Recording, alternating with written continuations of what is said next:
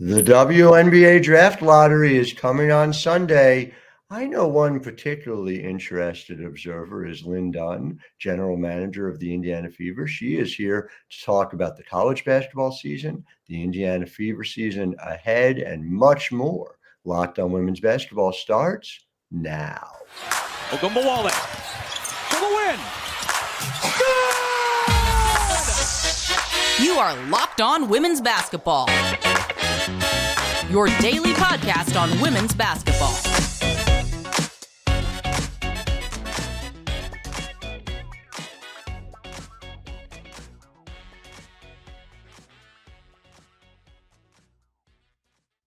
Well, hi, everyone, and welcome to Locked On Women's Basketball. I'm your host, Howard Megdal, and I want to thank you for making us your first listen every morning. We show up for you 6 days a week. Over 170,000 of you showed up for us in November alone. Just so grateful for all of you making women's basketball the priority the way we do. And of course, it is not just me, but the entire team over at The Next. At thenexthoops.com, we have over 100 reported pieces every month. It's why there were more than 1.2 million readers of The Next in November alone. Make sure you subscribe. $9 a month, $72 a year to support all of us doing this work to cover the game the way it deserves to be covered. And one of the rewards, I must say, for covering the game the way we do is we have the opportunity to learn from, to hear from Lin Dunn on a regular basis. Lin is here talking about the upcoming Sunday WNBA Draft Lottery, the Indiana Fever, with a 44.2% chance of adding a top overall pick to a growing emerging talent base that includes Aliyah Boston, Kelsey Mitchell, and so many others. Lin, how are you going about ensuring this through whatever superstitious means you have to do so, that this number one pick comes back to Indiana?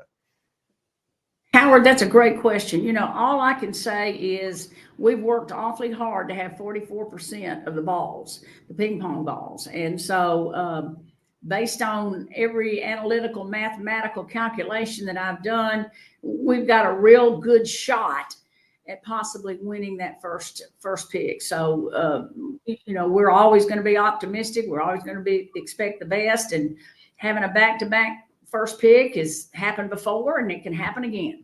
It absolutely can. And I understand you're sending someone very special to Bristol, Connecticut as your representative, somebody who people may be aware of. Can you tell us who that is and why you made the selection of her to go to Bristol? Well, last year we sent a player, Kelsey Mitchell, and she was a winner. And so this year we decided to send Aliyah Boston, who is the reigning Rookie of the Year, another winner, and we think she'll represent us well. And so we're excited that she was available and could make the trip. Aliyah has done plenty of winning, that's for sure, through the years. Be very interesting to see who Aliyah gets to play with. So here's segment one. We're going to talk a lot about some of those players, and then we'll just go bigger picture landscape in segment two, because it is a fascinating year in college basketball. But over and over and over again, people keep coming back to that number one overall projected pick being Caitlin Clark. And of course, there's a great deal of unknown as we talk about the season ahead. And Caitlin Clark, much like Paige Beckers, much like Cameron Brink, they have options. They can stay, they can go. I just want to talk generally about what you've seen out of Caitlin Clark this year and how pro-ready she looks if she makes that decision to come out right away. Well, first of all, let's congratulate her. I think she got her 3,000th point last night versus Iowa State in a very hostile environment. I love the environment that they have out there in Ames, Iowa. Got to give Finley credit for what he's built out there. And so for her to accomplish that significant goal in that environment is really exceptional. And so I think that sends the message. I think now that we've only had 15 players ever in the history of our game reach the 3,000 point, and this is just early in the season. So it remains to be seen how many points she'll score this year. prolific scores in multiple ways. And I think we're seeing her play with a great deal of confidence. We wondered how the Iowa team would be without Monica Cinzano, and now these other posts have stepped up and filled the role. And then her sidekicks, Marshall and the other ones have improved. And so I think they're a legitimate challenger to get back to the Final Four. No doubt about it. Lisa Bluter's crew operating on an elite level. I would be remiss not to point out we had Angie Holmes over at the Next at the Cyhawk Classic. Her report on Caitlin reaching that milestone. She had a chance to talk to Caitlin and to Lisa as well. Make sure you check it out at thenexthoops.com. Lynn, I know you get our emails as well, so I'm delighted that is in your inbox. I just think it's interesting to look at Caitlin and to look at what she has done to refine her game. The physicality seems improved as you go sort of from the start of her career up until now. Have you seen any things this year that jump out even beyond where she was at the end of last year's magical season, where she led her team all the way to the championship game? I believe I've seen some growth in her strength, her overall physical strength. She seems to be able to take the physical contact. She's constantly hit and bumped. They can't set any screens for her without her getting jammed and pushed. And she seems to be handling that better. She's not hitting the floor as much. I also seem to see her some growth with her poise and composure. I know it's frustrating for what she has to deal with, but she seems to be handling that a little bit better. She continues to be exceptional in the pick and roll, the pick and pop, in the middle of the floor, on the side of the floor. I think the thing that attracts all of us at the next level about her is that she's not a one-dimensional three-point shooter. Mm-hmm. She can get to the rim. She can draw and kick, and she normally has 10, 12 assists every game because she makes everybody else out on the floor better. She does a great job of knowing when she's being double teamed, when she's being trapped, when she's drawing 2 and 3 defenders, where the open man is. So she sees the game exceptionally well, and that seems to have improved even more. But I know she's invested, from everything I've heard, invested countless hours in her game. She is a relentless worker. And so it's paying off for her. It is a remarkable thing. And again, this number can and perhaps will change as she gets into conference play. But we've seen her turnover percentage, which was already very low considering the amount of passing she does, the fact that her assist percentage was in the mid 40s. Now it's in the upper 40s. And it's coming to this one. But that has dropped to 11.1%. And it's easy to say, all right, look, well, you get into Big Ten play and things change. But that was not an easy a non-conference schedule they've played already. Virginia Tech is not an easy game to win. Kansas State, not an easy game to play. FGCU comes at you. Iowa State, as you mentioned, at Iowa State, she goes and performs that well. Do you see her as making even fewer mistakes than she did last year? Yeah, I'm glad you mentioned that, because that's something else I see that's improved. Her decision-making skills have improved. She doesn't risk the low-risk pass as much. You know what I'm saying? She's content to make the simple, easy pass more, it seems, or not make the pass at all. Just say, hey, it's not there. So that's a growth in her decision-making. The general conventional wisdom seems to be that she is a step above. We've seen obviously some great things out of Cameron Brink earlier this year, Paige Beckers, and we'll talk about more of them in segment 2. But do you think she has separated herself from that pack? That was very much a big three in the way people talked about them for quite some time. Well, I definitely think Clark has separated herself as the elite guard in this draft. Beckers is right close behind her, and of course she's still coming back from missing a season and being out with some injuries. And then the point guard at Virginia Tech, Amore. I'm not sure I know how to pronounce her name correctly. To me, those three guards have separated themselves from the other guards. And then with the elite, bigger players, of course, Cameron Brink is right on everybody's radar. And then Angel Reese was and will be as she gets back. And of course, we're all curious about Rakia Jackson, who has been out for several games, and it's really hurting Tennessee because she's such a great athlete. And we all saw what she did in the USA game. Mm-hmm. She got all of our attention in that. Wow, if you can play like that against the pro players, it's really going to help you at the next level. So those are the players that have caught my attention. I think probably the most. Yeah, no, it's an interesting draft. There's depth to it too. I mean, and you have a second round pick. We'll talk a little more about some of those players as well in segment 2. Can't wait to get to it. We'll start with Paige on that other side of it. But first, I want to talk to you guys at home about Prize Picks. And Prize Picks is this really interesting daily fantasy sports platform, the largest in North America. And they have now, with the NBA and the NFL season, something called combo projections, which I really like. It's an opportunity to go one NFL, one NBA player. So you could pick like LeBron James and Travis Kelce in a specials league with a 10.5 combo of 3-pointers made and receptions in a given night. We're on the cusp of being perfect for my daughter, who is a Taylor Swift fan. If we can have like albums released plus receptions, and she could have a Kelce and Taylor Swift combo. We'll see. Prize Picks does it all, so I imagine they'll get to that too. You can even play along some of their famous favorites. So whether it's rapper Meek Mill, comedian Andrew Schultz, you go to the community plays under the promos tab in order to give that a try. So how do you do it? Go to prizepicks.com. They're even offering a special bonus for you. The code LOCKEDONNBA will give you a first deposit match of up to $100. Again, prizepicks.com/LOCKEDONNBA for that first deposit match of up to $100. Prize Picks, daily fantasy sports made easy.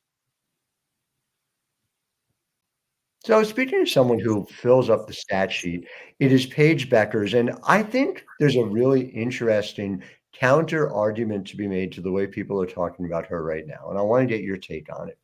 Paige is somebody who plays within herself. She's someone who's played in a system at UConn that hasn't required her to do quite as much as what Gino, and he said this, Gino Auriemma, is going to ask of her going forward with AZ Fudd out for the season. Paradoxically, does that help provide greater insight into what she can do and help get her that much closer to being pro ready in the view of you and other WNBA talent evaluators?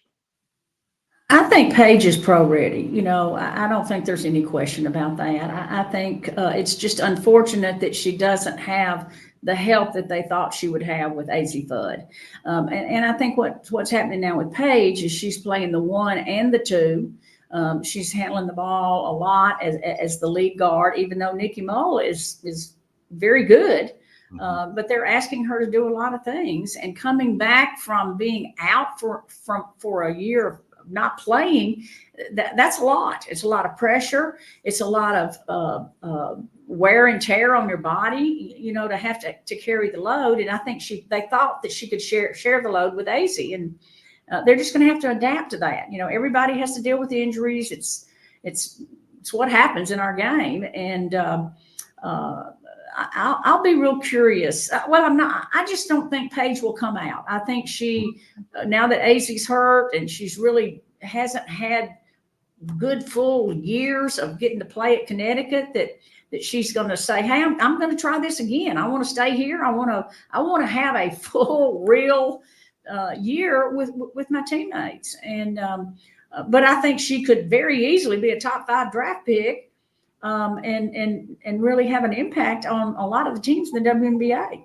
It's so frustrating to see the way luck has not shined down on her during her college career. Because, as you said, such a special talent. When you look at somebody coming back from the injuries she has, when you see those skills come back, I know there's sort of a patience, right? Where you say, all right, this is a first year back and you set your expectations accordingly. Does the reverse, though, mean that when you see it come back right away, there's an extra bit of confidence in it? And I say that specifically as it relates to a 3-point shot, where to come back, to have the legs to be shooting north of 45% from beyond the arc. Does that kind of lock in for you and you say, all right, this still is a check mark. We know it's there and now we can move on in our evaluation? I just think it's a lot of things. You know what I'm saying? We're talking about her body, her health, the pressure that goes with, am I going to get hurt again? You know, what my teammates needing me here, needing me there. There's a lot on her shoulders. And I wish she had more help. Unfortunately, she doesn't. It's just the way it is. But at the end of the day, let's don't underestimate Paige Beckers. She is the real deal. It's been remarkable to see her come back and play as well as she had. And again, you mentioned Georgia Amore, and it is worth pointing out that she has taken a quantum leap forward in her ability to distribute the basketball. Had an assist percentage in the mid to upper 20s throughout her time at Virginia Tech. She is at 41.6 so far this year. Her decision to come back, especially as an undersized guard where you have, let's say, a little more to prove to WNBA talent evaluators, looks like a good one right now. You think it, even though it's a more stacked draft, that was a good decision for her to make? I think it was a very good decision for her to make. I think she's now considered one of the top 3 or 4 guards in this draft. I watched her the other night and I was very impressed with her ability in the middle of the floor with the pick and rescreen, the twist, whatever you want to call it, her ability to take her defender off the screen at the top and right to the rim. And then if you go under, she steps back and hits a 3. So she's improved her decision-making. She's improved her ball handling. She's improved her execution in the 2-man game. And she's really helped her draft prospects. We talked about Angel Reese and you mentioned Angel up at the top. Angel's obviously had a different path than a lot of the top prospects that we talk about. She's made that transfer from Maryland. When something like this comes up early in the year, what do you do as a talent evaluator to try to get to the bottom of like what happened and how you kind of bake it into the way you think about a prospect? I don't even just mean with Angel specifically, but generally. Well, in general, with a draft prospect, we're going to do our research not only about her skills, but her character. We're going to call everybody that she's worked with or played for, all of the people that we're looking at. If you've transferred 3 times, we want to talk to all 3 of the coaches that you played for, the assistant coaches. We really want to talk to the trainers that worked with you, about any the way you behaved in the training room, how you handled yourself if you had an injury. So there's a lot of research that goes into every draft pick. I don't care how good they are. You know what I'm saying? Clark's great, but we're going to talk to Jan Jensen and we're going to talk to Lisa Bluter. And if it's Buchers, we're going to talk to Beckers. We're going to talk to Gino. We're going to talk to Chris. And we're going to get as much information as we can on every player. That's our job. No, it makes sense. I don't know that players always think about it with that in mind, which is hard. These are real young people who are just making their way into the world, but everybody talks. It's a small world in the basketball world. So it's very interesting to me. And Cameron Brink, who I know we talked about, we're getting a little more into Cameron in segment 3, but she's got a young up and coming coach, Tara Vanderveer, I think her name is. I think she's starting to make her way in the world. When you talk to Tara, do you get a sense of these Stanford players in a different way because she has just seen so much? Well, I'm a Tara Vanderveer fan. I'm a Stanford fan. I always like coaching players or having players on our roster that played at Stanford because I know what a good job Tara does. They're disciplined. They know their stuff. 2 of her assistants sitting there on the bench, Kate Pay and Katie Steddings, both played for me in the ABL and in the WNBA in Seattle. So I know who's coaching these players. So I'm not surprised at the growth of Cameron Brink. The great thing to see is that she can stay in the game longer than 3 minutes without getting in foul trouble. Yeah. And so that's been a major growth for her because that was a problem last year. She seems to be stronger. She seems to be more versatile, a little bit more outside, inside, not always down there with her back to the basket. And she's putting the ball on the floor some. Yeah. So she's definitely. Now I've got about 8 people in the top 5, don't I? It's true. It's that kind of draft, though, which is one of the most important things about it. Yeah, so I want to talk a little more, Brink. You jumped my next question, as we so often do, which I love. So in segment 3, talk a little more Brink, a little more some other players as well, and get everybody ready for Sunday. But first, I want to talk to you about Jace Medical, our other sponsor here. And I know we come to sports to escape some of the crazy realities of life, but we have to talk for just a minute about preparing for real life. According to the FDA, pharmacies are running out of antibiotics like amoxicillin right in the middle of the worst flu season in over a decade. I can't imagine, and I don't have to imagine because it's happened, this helpless feeling of if my wife or one of my kids gets sick, and then there's a supply chain issue that keeps them from getting life-saving medication they need. But we'll be okay because of Jace Medical. The Jace case is a pack of 5 different antibiotics to treat a long list of bacterial illnesses, including UTIs, respiratory infections, sinusitis, and much more. This stuff could happen to any of us. So visit jacemedical.com and complete your physician encounter. It will be reviewed by a board-certified physician, and your medications will be dispensed by a licensed pharmacy at a fraction of the regular cost. Go to jacemedical.com and use offer code LOCKEDON to get $20 off your order. It's never been more important to be prepared than today. All right, so I just want to go back to it because I think in terms of your team, in terms of your stack team, and again, I'm going to keep saying it, right? This is a clear playoff team next year. And depending on what happens over the next few months, I think we're talking about a massive jump into the upper echelon of the WNBA. But is there a version of events where Aliyah and Liz and Cameron could play together? I know it's like a good problem for Christy Sides to have, but is it possible? Is it doable? What do you think? Put on your basketball hat, basketball strategy hat for a second for me. Is it possible? Anything's possible, Howard. Just about anything's possible. I don't think it's probable, but I think it's possible depending on how the lottery goes, how it goes with who comes out and who doesn't come out. Depending on certain situations, and it was our turn to draft, it would be hard to pass on a Cameron Brink. And then we would definitely be set for a long time at the 4 and the 5.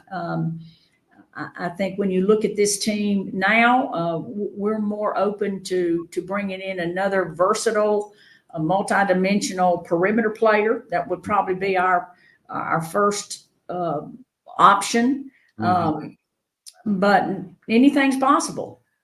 You could play Cameron Brink at the 2 because she's making 41% of her threes. And or we could play her at the 3. You know what I'm saying? Right. So she's at 40-90 right now. Yeah, I mean she's improved her game. She's much more versatile than she was in the past. And so that's the thing about the pros. This is the thing about the NBA and the WNBA is the move towards positionless basketball, the move towards everybody on the floor can hit a 3. Everybody on the floor can put the ball on the floor. Everybody on the floor can post up. So these skills, if you have them, make you extremely valuable. It is remarkable to see. I am fascinated by her decisions. I'm sure I know so many of those in your position are as well, and we'll have to see it. I just would be remiss not to point this out, which is that you have the 15th pick in this draft as well, right? I mean, it is a draft that offers depth of opportunity in ways that we haven't even necessarily seen the last couple of years. But I have to point out, would be remiss not to do so, that you have found contributors up and down your roster throughout the last few drafts. And you look at this team, the number of folks who are still on rookie contracts, it extends beyond Aliyah, it extends beyond Alyssa Smith, Grace Berger, Lexi Hull, these folks are doing a lot for you. Victoria Saxton is sitting there able to help you in the front court as well. At 15, do you feel like you have more options than even, let's say, you had at 10 in past years? I think if it depends on if they all come out. That's right. Let's remember, Howard, last year it was at the final hour when we found out that the entire starting five for South Carolina was coming into the draft. They could have all stayed, so depending on who all comes out, if a lot stay in, then that adversely affects the 15th pick.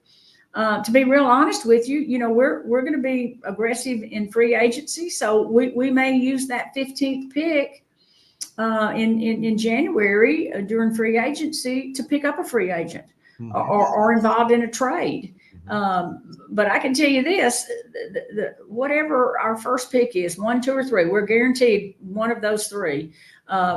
So far, I can tell you today, that's not going to be involved in a trade. We're hoping that we're going to grab somebody really good that's young, that can help us grow this team for the future.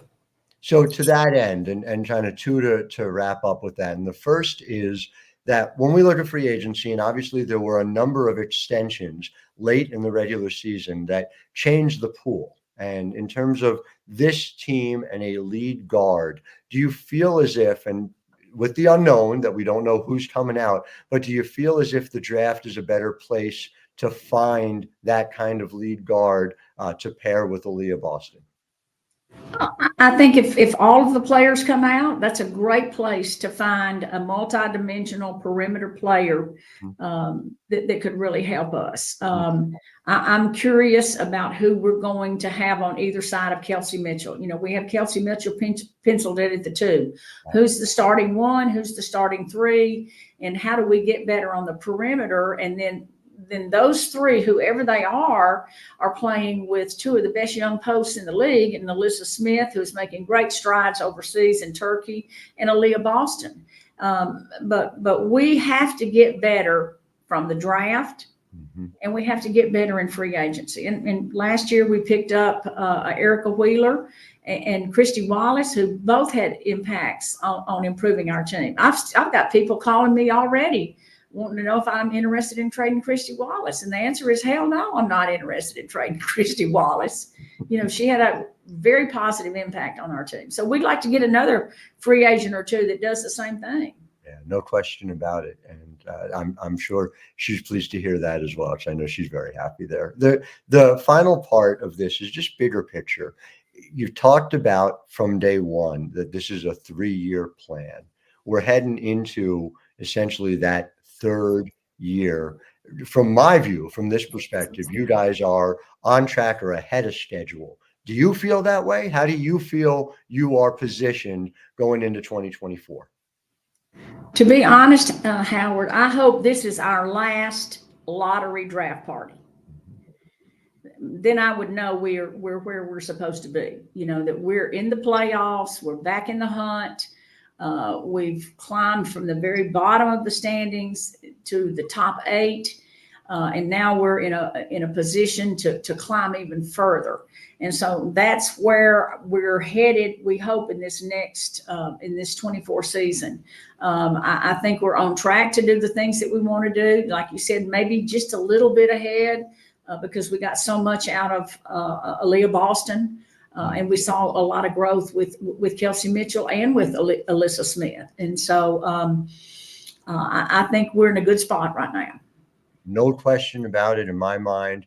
Fascinated to see it, Lynn. I wish you luck on Sunday. To our listeners, I want to thank you for making us your first listen every day. Of course, we will be back with more WNBA draft prospecting tomorrow on our Saturday show. And then, of course, we will have immediate reaction over at thenexthoops.com. We'll have reporters at all the draft parties. You heard it here, possibly the last one for a while from Indiana. how I see it as well. Fingers crossed. Until then, of course, I am host Howard Megdal. I want to wish all of you a wonderful weekend of basketball ahead. Ogunbowale for the win. You are Locked On Women's Basketball, your daily podcast on women's basketball.